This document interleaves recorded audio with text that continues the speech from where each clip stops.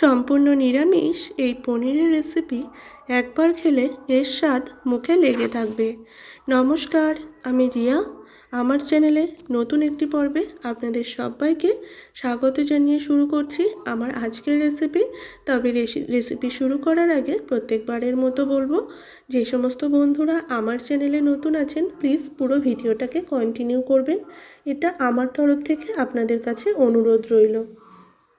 এরপর রেসিপি শুরু করব। তার জন্য যে যে উপকরণ নিয়েছি সেইগুলোই প্রথমে দেখিয়ে দিচ্ছি।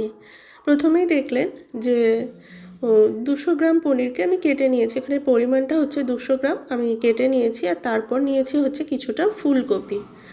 ফুলকপির পরে নিয়েছি হচ্ছে একটা আলু, আর আলুগুলোকে একটু ডুমো ডুমো করে কেটে নিয়েছি।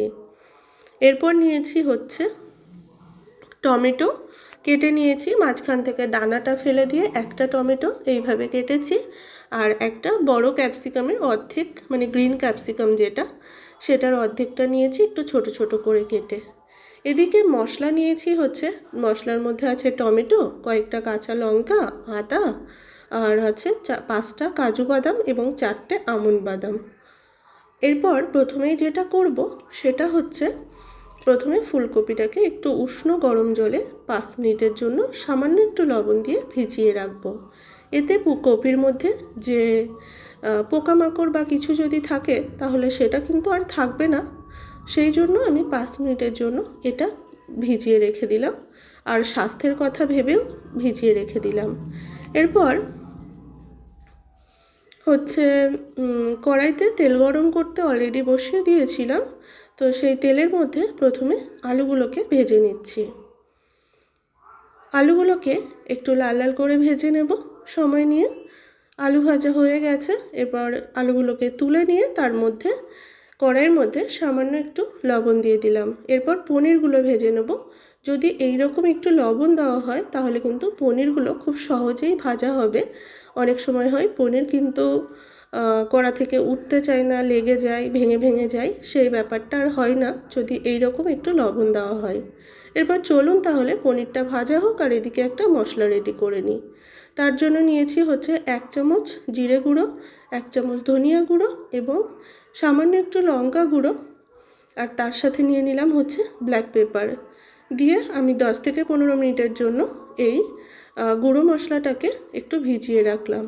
বাটা মশলার স্বাদ আনতে গেলে গুঁড়ো মশলাকে এইভাবে যদি 10 থেকে 15 মিনিট ভিজিয়ে রাখা হয় তাহলে কিন্তু গুঁড়ো মশলার স্বাদটা পাওয়া যায়। এরপর আমি পনিরের এক পাশ ভাজা হয়ে গেছে, তো অপর পাশগুলোকেও এভাবে উল্টে পাল্টে একটু লাল লাল করে ভেজে নিচ্ছি। তবে গ্যাসের ফ্লেমটাকে একদম লোতে রেখে পনিরটাকে ভেজে নিচ্ছি একটু সময় নিয়ে। এরপর ফুলকপিগুলো আমি জল ঝরিয়ে এইভাবে নিয়ে নিয়েছি একটা পাত্রে, আর এদিকে পনিরটাও ভাজা হয়ে গেছে।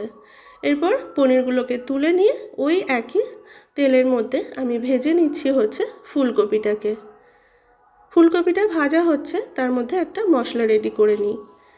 এর মধ্যে নিয়েছি হচ্ছে কাজু বাদাম আর আদা, আমন্ড এবং টমেটো, আর তার সাথে দিয়ে দেব সামান্য একটু জল, দিয়ে একটা স্মুথ পেস্ট আমি তৈরি করে নেব।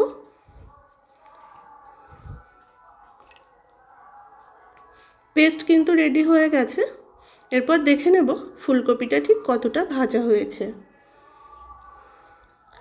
ফুলকপি খুব ভালোভাবে ভাজা হয়ে গেছে, তাই ফুলকপিগুলোকে তুলে নিচ্ছি।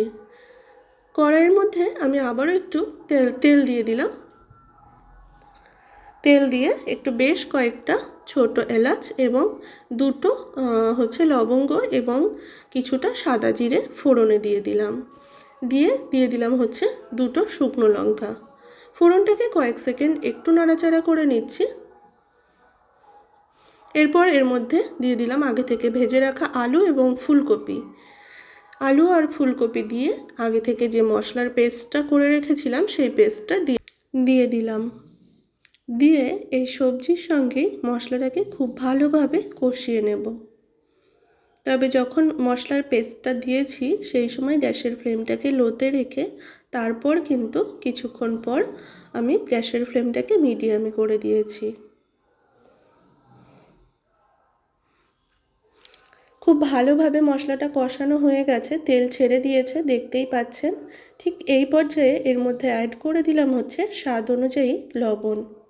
লবণটা খুব ভালোভাবে মিশিয়ে নিয়ে তারপর দিয়ে দিলাম হচ্ছে যে গুঁড়ো মশলাটা রেডি করে রেখেছিলাম, সেই গুঁড়ো মশলাটা এখানে দিয়ে দিলাম। এবার গুঁড়ো মশলাটা দিয়েও খুব ভালোভাবে এবার আবারও আমি কষিয়ে নেব যতক্ষণ না মশলা থেকে তেল ছেড়ে আসছে। দেখুন খুব ভালোভাবে তেল ছেড়ে এসছে। এই পর্যায়ে দিয়ে মিক্সিং জার ধোয়া পরিমাণ মতো জল রান্নাতে অ্যাড করে দিলাম। তবে আলু ফুলকপি যেহেতু সিদ্ধ হবে তাই জলের পরিমাণটা একটু বেশি রেখেছি। খুব ভালোভাবে নাড়াচাড়া করে মিশিয়ে নিচ্ছি। এরপর ঢাকা দিয়ে দেব।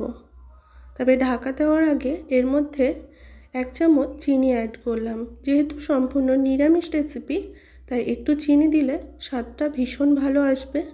আর তার সাথে সাথে দিয়ে দিলাম হচ্ছে 4টে কাঁচা লঙ্কা দিয়ে বেশ কিছুক্ষণ ফুটিয়ে নিয়েছি। বেশ কিছুক্ষণ ফুটিয়ে নেওয়ার পর এর মধ্যে অ্যাড করে দিলাম হচ্ছে আগে থেকে ভেজে রাখা পনিরগুলো দিয়ে খুব ভালোভাবে নেড়েচেড়ে আবারও ঢাকা দিয়ে দিলাম। এদিকে গ্যাসে আমি আরেকটা কড়াই বসিয়ে তার মধ্যে সামান্য তেল দিয়ে টমেটো এবং ক্যাপসিকামটাকে বেশ কয়েক সেকেন্ডের জন্য একটু ফ্রাই করে নিচ্ছি। এতে ক্যাপসিকাম এবং টমেটোর যে হালকা একটা স্মেল সেটা কিন্তু চলে যাবে। ভেজে নেওয়া হয়ে গেছে। আর এদিকে দেখে নেব আলু ফুলকপি ঠিক কতটা সিদ্ধ হয়েছে। আলু ফুলকপি খুব ভালোভাবে সিদ্ধ হয়ে গেছে।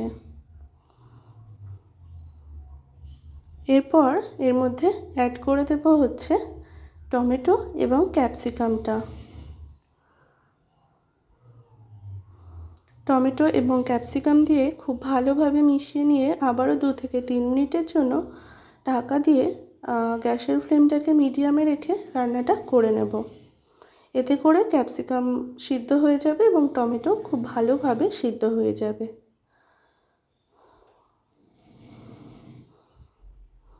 খুব ভালোভাবে কিন্তু এখানে টমেটো এবং ক্যাপসিকাম সিদ্ধ হয়ে গেছে। খুব ভালো মতো নাড়াচাড়া করে নিচ্ছি।